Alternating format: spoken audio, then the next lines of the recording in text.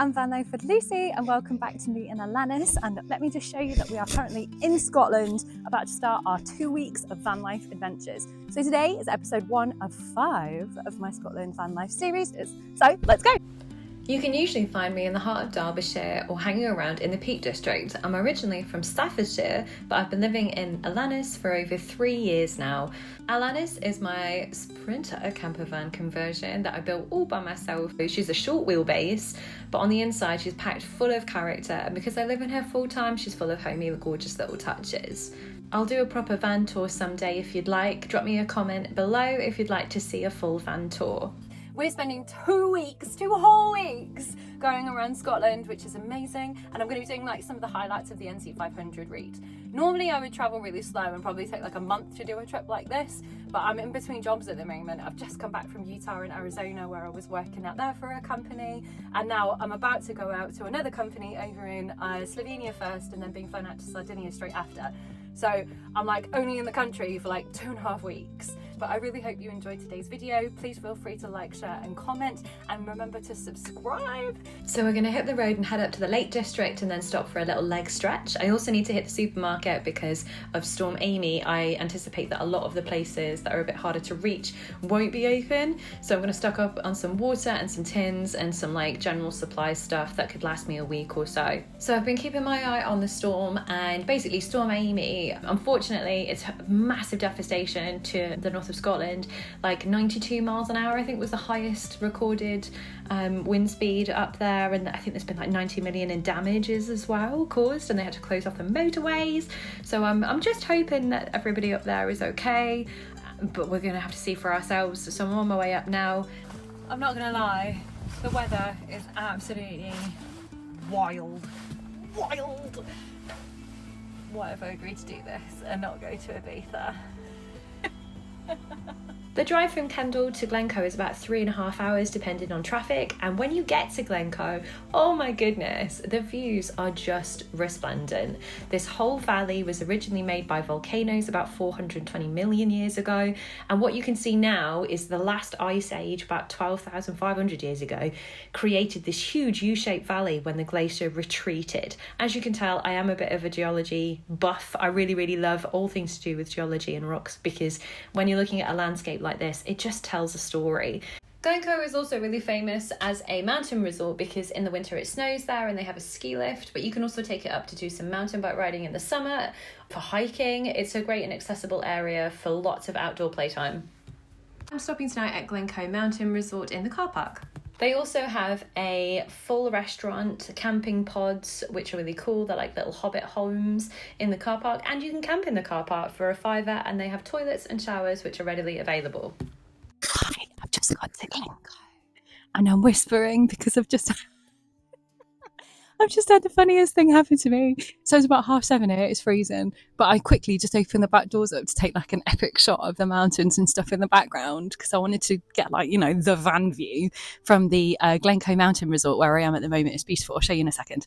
And then I just hear this like tap, and because the bed's so high up you can't actually see anyone's faces, so I had to like get on the bed and look down, and it's this wee Scottish woman who's called Heather, and she's half cut. And she said, oh, it's my birthday, we're having birthday drinks in the van next door, why don't you come and join the party? And I saw you were on your own, would you like to come and join us? And I was like, oh yeah, who's like us, just making sure like I'm safe. You know, to obviously go and enter a stranger's van. This woman has literally just introduced herself, but she seems very nice. And she was like, oh, I'm with 4 Swedish guys who are on a whiskey distillery tour before they go watch Oasis. I see that you've got a guitar. Would you bring your guitar and we can all play some music?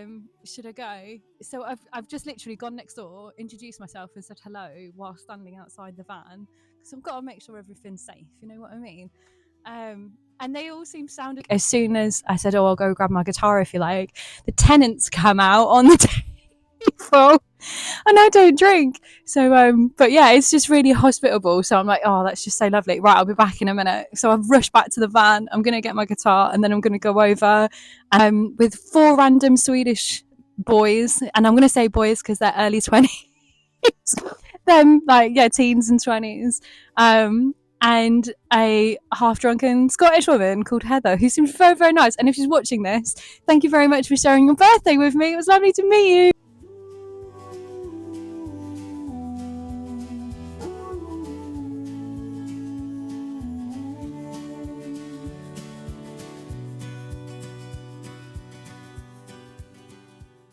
Good morning. I'm just putting the last few bits away.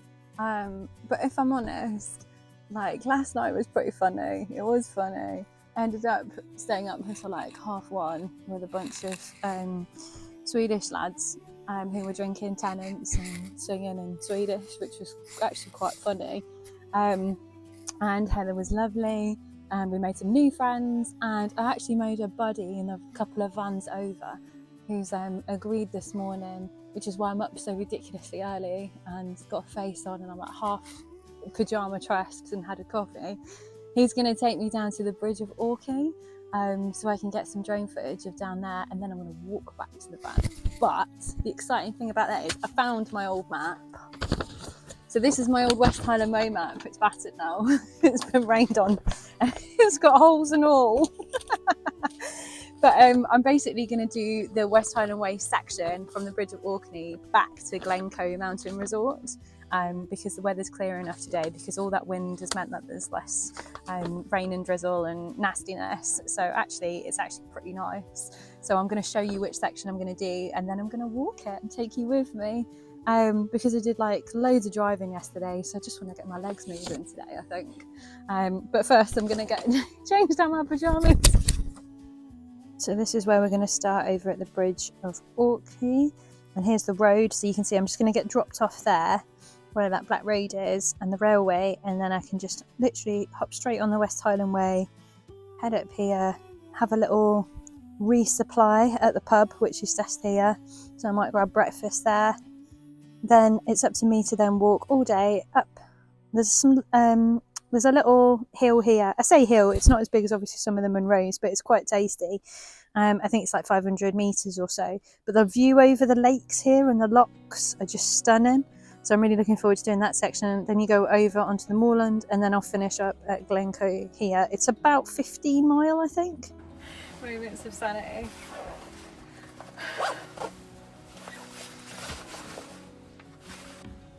So after I got dropped off, I quickly hit the West Highland Way main path and just headed up and over some of the most beautiful countryside.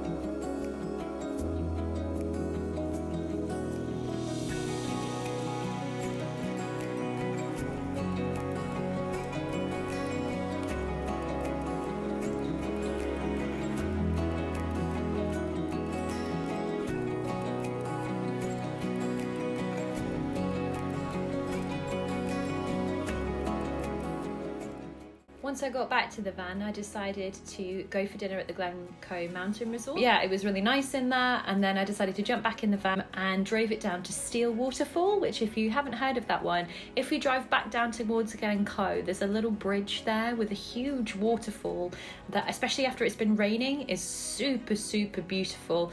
So I'm just going to show you here as a kind of winding view. You can park your van in the lay-by on the bridge, just be careful of the fast-moving traffic. There is a barrier here that you have to kind of jump over, and then you follow the track further up the mountain. This is a walking track, so you are allowed to be up here, but do be careful, because if you're going in the water, it is absolutely freezing. I do a lot of cold water swimming, so I'm sort of used to it. And after a long day hiking, there is nothing better than just freezing my bones. And quick cup of tea to warm up afterwards. And then it was time to get the van ready for bed and finally hit the hay, because goodness, what an amazing first little adventure on my week of van life. Because goodness, I felt like I'd packed so much into the first day of my adventures and I was just ready to KO.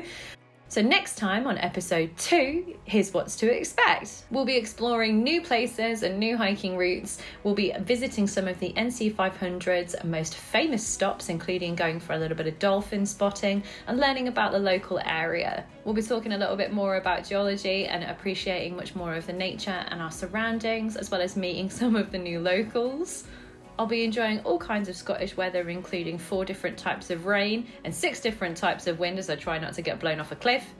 I'll also be visiting some of my favourite places in North Scotland. They aren't all on the NC 500 route, some of them are just my favourite places to stop for an explore and have a little adventure in the north and the west of Scotland. Some of these are even Blue Heritage sites, so they've got lots of history or lots of things to learn about the local area when you're there. And to me, that's where some of the most important adventures happen. It's not the big touristy places that are rammed where people are just trying to take a picture. It's those fun little local spots where you're just on your own out enjoying the countryside. If you haven't seen it already, go and check out my NC 500 video, which is just here, which also comes accompanying with a fantastic downloadable PDF, which will tell you the top 10 best places to see, sleep, campsites, all that good stuff. You can find that by clicking on the description link below. This is my second ever video. I am super nervous about still sharing this long form content with you. My own worst enemy. So like I'll be sitting and like struggling to compartmentalize such a huge task anyway. And then I'm looking back at myself being like, people are going to find out how weird you are, Lucy. This is why we don't do long form. We've just done short form up until this point. But it's going to be okay. And I need to kind of get used to that and sort of leave that nervousness at the door. So I'm going to keep persevering with this as a journey. So thank you so much for joining in and watching today. And yeah, feel free to leave me any kind of feedback. I'd love to hear from you.